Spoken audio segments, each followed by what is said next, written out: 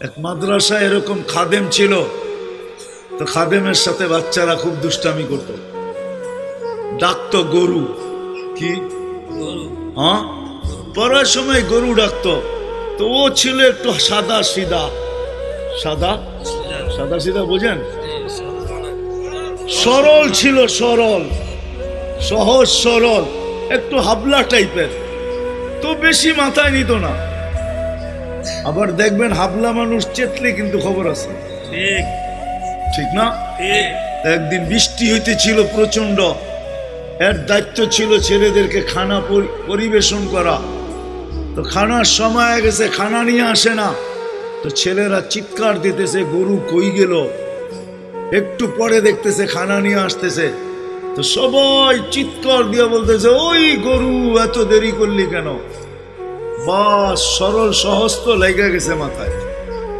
খানা নামায়া দিয়া মোহতামিম সাহেবের কাছে যায় বলতেছে চাকরি করব না। কেন? কটি মাদ্রাসায় যেটি পালেন এটি সব দেয়া দাও।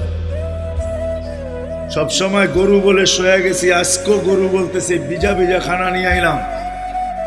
তো মোহতামিম সাহেব বুঝছে যে সরল সহজ মানুষ চেতলে তো এরমই চেতে গেছে গা সিধা বাড়িতে। রাত্র ৩টার সময় আসতেছে, আয়সা মোহতামিম সাহেবের দরজায় খটখটাইতেছে, জিজ্ঞাসা করছে কে? হুজুর আসছি। কি জন্য? চাকরি করব। তুমি না দিনের বেলা চলে গেলে চাকরি করবে না? এতদিন চাকরি করতেছিলাম শুই না, এখন চাকরি করব দেখা। বলছে এটা আবার কি দেখা চাকরি করবে মানে? আমি স্বপ্নে দেখতেছিলাম কিয়ামত হয়ে গেছে, আমি পুলসিরাতের পাশে যেয়ে দাঁড়ায় আছি, পুলসিরাত চুলের মতো চিকন, তলোয়ারের মতো ধার। ভয় পাইতেছিলাম এটার উপরে পা রাখবো তো রাখবো কি করে। একটু পরে চিৎকার শুনলাম, তো দেখলাম মাদ্রাসার ছেলেগুলা সবগুলা হইহুল্লার করতে করতে আসতেছে। ওরা পুলসিরাতের পা দিতে দেরি, এটা সুপার হাইওয়ে হয়ে যেতে দেরি হয় নাই।